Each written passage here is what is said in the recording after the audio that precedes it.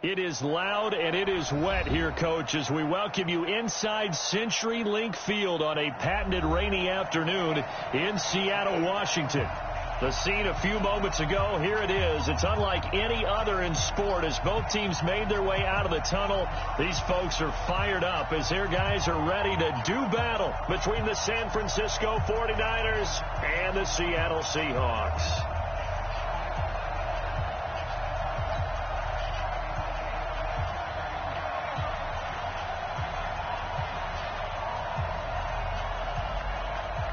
Both of these teams about to reach the halfway point of this NFL season, and we're underway on EA Sports. This is fielded at the goal line. And he'll take it past the 25 and up to the 28-yard line.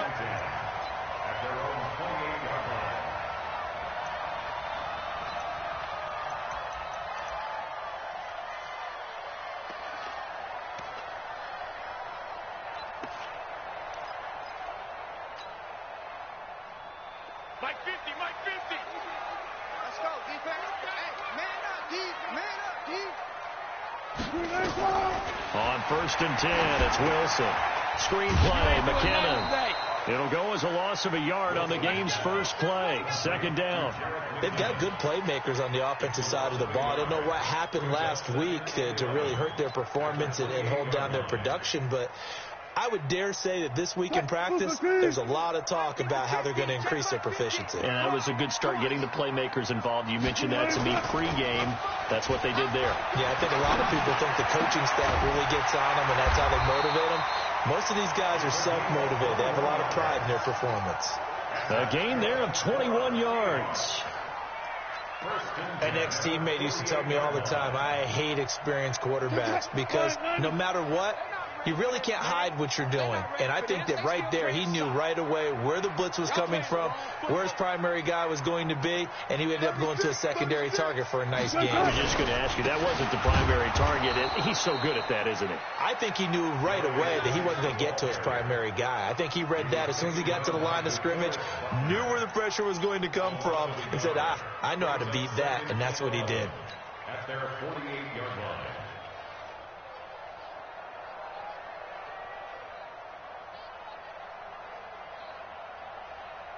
Let's go, Heavy. Let's go, Heavy. Heavy, what you got? What you got, Heavy? What you got, Heavy? Give me some. Give me some. Here we go, here we go. Healer. Mike's 50, Mike's 50. Let's pick it up. It's out of time, guys. Out of time. On 2nd and 11 now. Wilson, nowhere to escape, and he goes down. Getting the sack, the 227-pound linebacker, Quan Alexander. And the sack parade continues. Remember last week, they had an astounding 8 sacks, another one there on the opening drive. And they have the mentality of just attacking the quarterback in the pocket, no matter what. They're one of those teams that says, we play the run on our way back to the quarterback, and that philosophy works for them very well. 14, find it. Mike's 50, Mike's set. Go. 3rd and long, it's Wilson. Looks to throw, fires right side. And that's going to be incomplete. The coverage too good there. The contact popped the ball free, and it's 4th down. On 4th down, ready to punt, Michael Dixon. He punted 3 times in the loss last week as he sends this one away. Now this is going to carry well into the end zone for a touchback.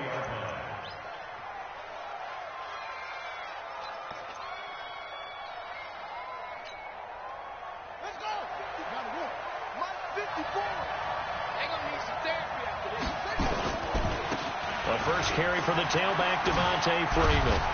And he's going to get 7 out of this before being taken down at the 27. Defensively here, you're facing a top 5 team in terms of points scored in the NFL. So when they're that high powered, you've got to find a way to hold them under 20. Because to me, that's the magic number. 20 points scored, you give yourself your best chance to win. So if they're up around 24, 28, 30, they could be in some trouble. And I think so, because then you turn it into a shootout, and that means your offense has to keep pace. He'll have a first down past the 40. And finally taken down at the 35-yard line. And he's going to take this all the way down to the Seahawks' 35-yard line. I know that play went to the left side, and that's what it was designed to do, an outside handoff there. But how about the whole offensive line being involved? Seal the left side where the play was going, what they call play side. But how about on the back side? Just taking care of business to make sure no one can get there and disrupt it. Is the biggest key the left tackle? Without a doubt. Control that edge. Get out there. You want that left tackle. If you bring your tight end over there, either way, control the edge of the line of scrimmage, you got a chance to rumble. He lost 6 there on the first down play. What happened there? Was that just a missed assignment on the O-line? It certainly felt like it, but also the speed of the play. When you talk about defensive end, they want to be ahead of the clock, don't they? They want to be upfield, making plays on every snap. How about his agility there to run that one down?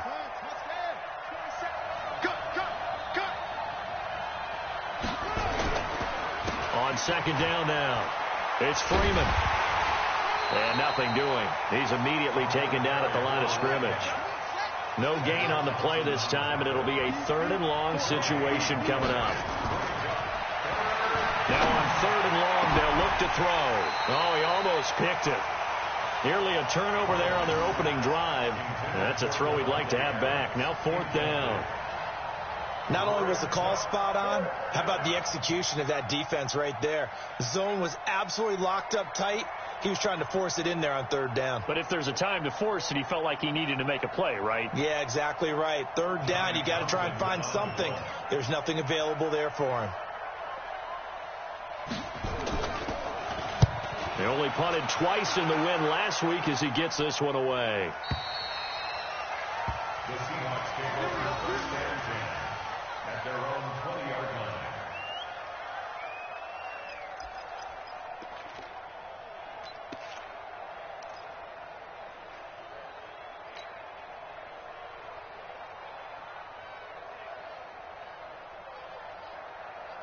Here's the Seattle offense ready to get this drive underway and hoping to do better than they did their last possession when they punted the football.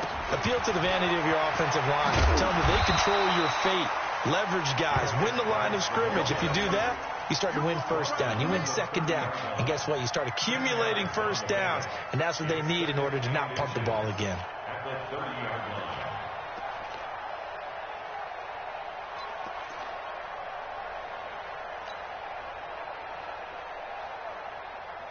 Still a few inches short of a first down as they come up now on second down.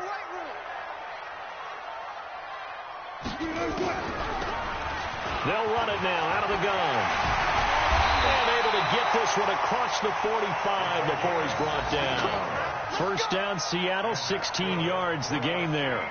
And that's a run that'll energize an offensive line. They'll take that one all day long. Fundamental breakdown by the defense. You've got to be able to make plays on the edge. Back-to-back good plays have them on the move on first down.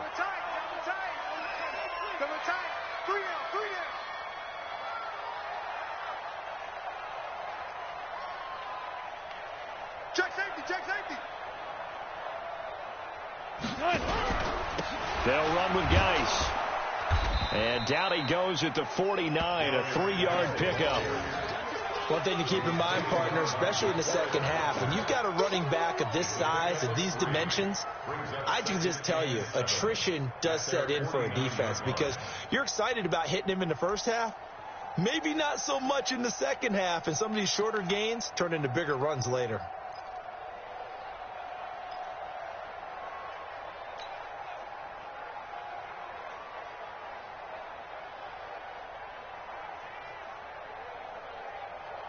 The last run got 3. Now here's 2nd and 7. Hey, tight end's right. Watch tight end.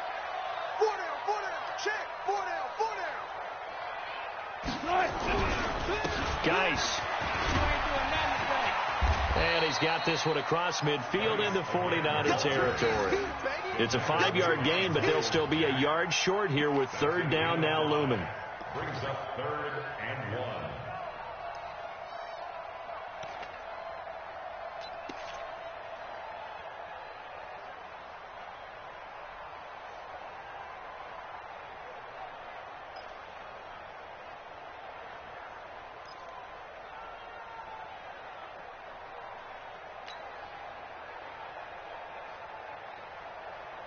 Fulani!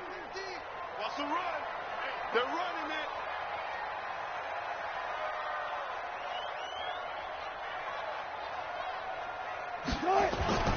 Here's Wilson to throw. Dancing to his left. And that will be incomplete. You hear the calls for a penalty, but I just don't think so. I think in this situation, the defender was making sure his guy couldn't hold on to the football. So I don't see anything that warranted a flag. No, I'm with you. There was contact, but I'm happy they kept that flag in the back pocket.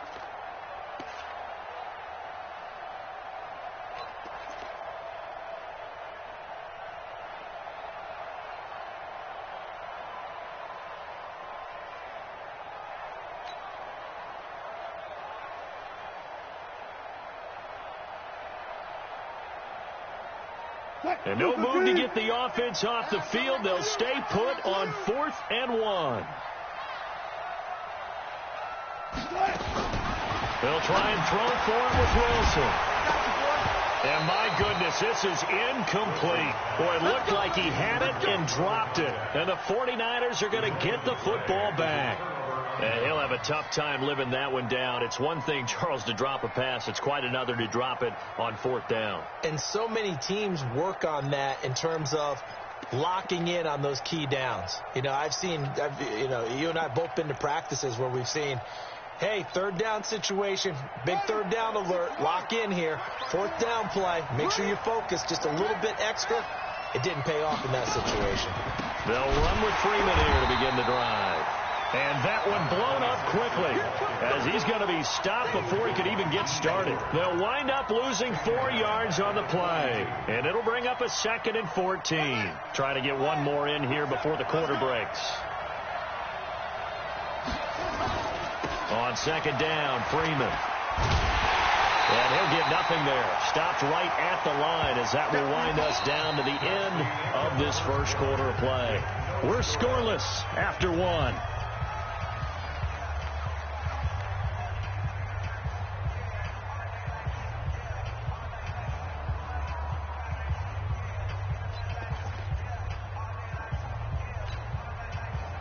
It'll be a nickel look here for the Seahawks on 3rd down.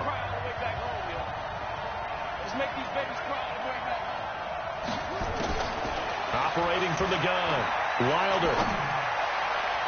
And a throw there going to be incomplete. So it looked like they were getting ready to convert there on 3rd down, but what an effort to get his hand on that one, knock it away, and brings up a 4th down decision. Here now, Johnny Townsend, as he'll punt it away for the 2nd time. And a bit of a mistake there. This is well into the end zone for a touchback.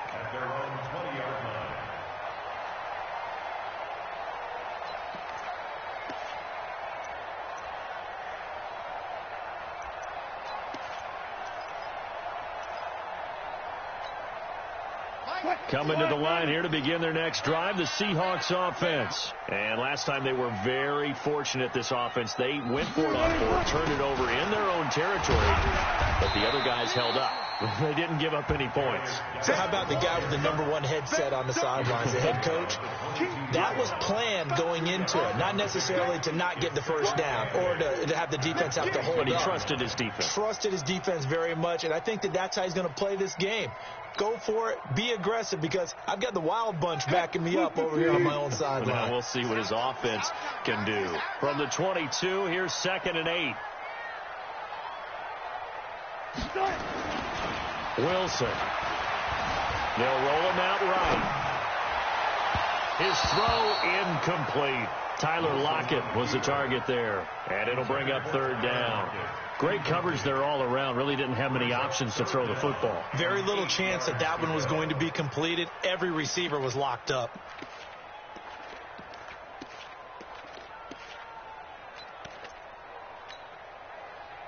So the failure to connect on 2nd down, that leaves him staring up here at a 3rd and 8.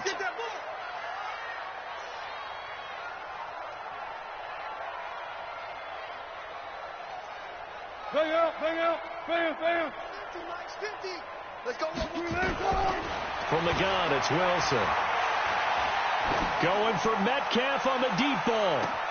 And this will be caught at the 30. And he gets it down deep into San Francisco territory. They're able to convert on third down, and that sets up a 1st and goal. Excellent execution, and now they're set up nicely. Are they ever? Red zone? I wonder what the next play call is going to be, because after a big play like that, a lot of teams like to use the momentum to launch another one. 380. Strong right. Strong right. Strong right. Hey. 4 down. Check it back. Geis, they'll try to run it. And this play doesn't go anywhere. Backwards, losing yardage to the 11. It's a loss of 2 there, bringing up 2nd down. When DeForest Buckner was at Oregon, for much of his career, the opposite defensive end from him was Eric Armstead. And everyone wondered about these 6'7" guys. Could they get the leverage? Could they get low enough to make plays in the run game? I think the question just got answered with that one. DeForest Buckner knows how to bend and shed blockers and get upfield. Mike 50, Mike.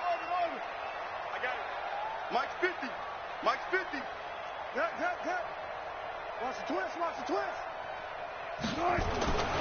2nd down and goal.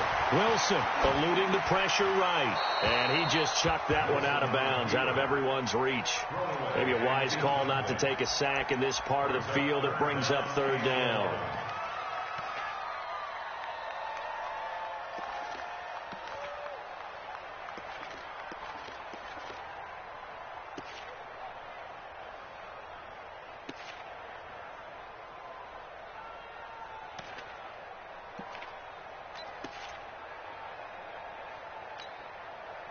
The Seahawks on 3rd down, just 1 for 3 thus far. They're looking at a 3rd and goal here.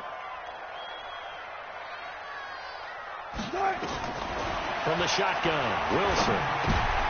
He rifles one that's intercepted. Picked off inside the 5. And a big turnover there as his guys will get the football back. Brandon, this is why golfers do their best to never count a score in their head before the ball goes in the cup. This looked like a slam dunk for points on this drive, didn't it? Instead, they throw an interception, and they're going to come away empty. This is Freeman on 1st and 10. He's going to have the 1st down past the 20. He's got a convoy, and he might be gone. Touchdown, 49ers. A big play there. 92 yards as his guys are first onto the scoreboard here this afternoon. The game had been pretty uneventful offensively until that big strike. No doubt about it. Almost felt like they were just going back and forth a little bit in the first quarter. But in the second quarter, things ramped up a little bit. Things jumped up. And you're exactly right. Going to make a highlight film or two. We'll be watching that one later on today. The kickoff team on the field now as they will send this one away. That'll be taken in the end zone. And he won't return this one. He'll go down to a knee, and they'll start at the 25. Here's the Seattle offense ready to get this drive underway. It hasn't gone particularly well for them. That's obvious. In these conditions, no points so far. They've got to get that offense on track. The question, how do they do it? It is the age-old question, isn't it? And to me, finding a way to make sure your playmakers touch the ball without it being too exotic. Meaning you don't have to go deep down the field. Maybe you hit them on those short passes on the perimeter. Make sure you just turn around and hand it to your best runner and get out of the way. Don't cause any extra stress on your offense. Miles Jack there to make the tackle. What's the old expression, 3 yards in a cloud of dust? In this case, it's dust-covered pellets. It's no longer that old grass that we used to play on, right, and chew it up. Now we've got that artificial surface. You see the pellets go up. Still a nice play by the defense. Here's 2nd and 7 now from the 28. Tight dog. Good job right there.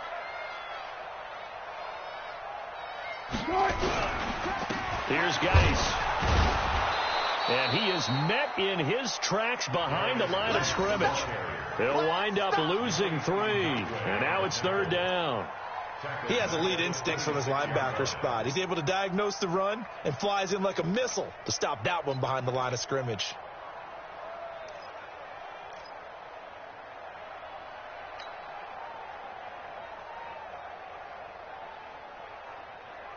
The Seahawks on third down. They've only converted once in 4 tries. This is 3rd and 9.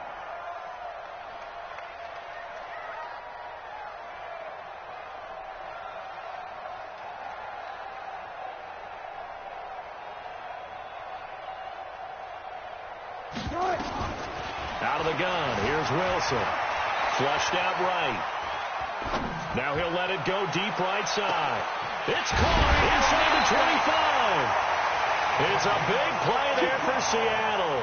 55 yards.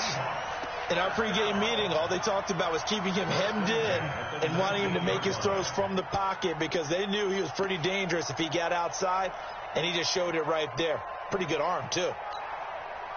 A real field flipper there as all of a sudden they've got a first down in the red zone. Now the Georgia Southern man. This is Jerick McKinnon. And now they're inside the 10 as he's brought down at the 9. 10 yards on the pickup there, and it'll be 2nd down. Despite the blitz, they're still able to pick up a nice solid gain. The disadvantage of blitzing often alters the normal spacing and run fits and leaves creases like they were able to exploit right there. So not quite a 1st and goal just yet as they come up now 2nd and inches. Now a run with Geis, and he is met quickly in the backfield. Down he goes, folded like a lawn chair. They'll wind up losing 3 yards here, and they're going to face a 3rd down.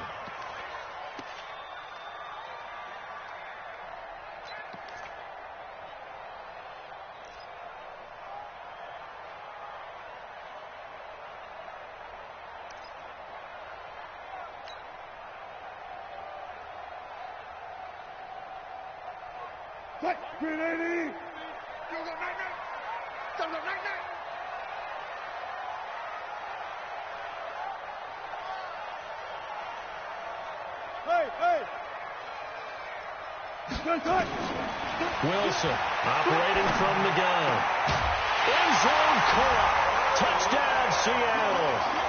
Tyler Lockett, his first touchdown on the year, as they are now on the board here in the first half. And he's a little bit on the shorter side as a receiver. Maybe sometimes for the defense, tough to find the little guys, right? Yeah, sometimes they get lost in the traffic, but usually what it means is that rather than just winning with height or even speed, they use their quickness to find a way to get open. Well, tall, short, wide, skinny, whatever, there it results in a touchdown. And the decision to bring it out, a good one, as he's up a yard or two shy of the 30.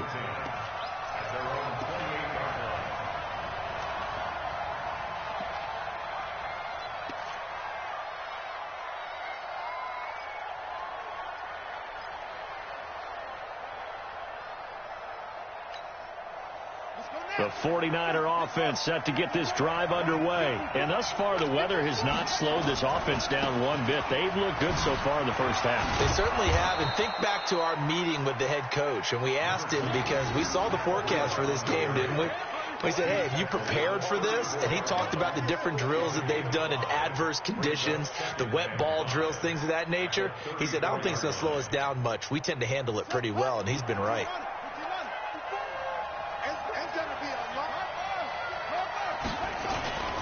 On 2nd down, a run with Breida. Oh, what a juke into space. And they'll get this well past midfield before being stopped just before the 35.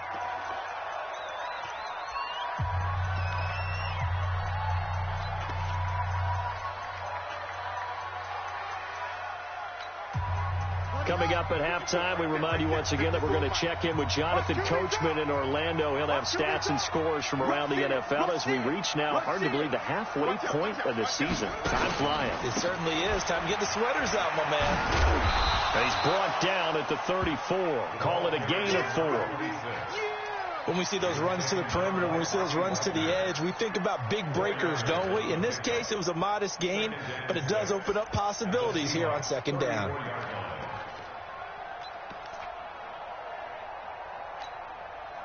The run got 4. Now they deal with a 2nd and 6. They'll toss it to Breda.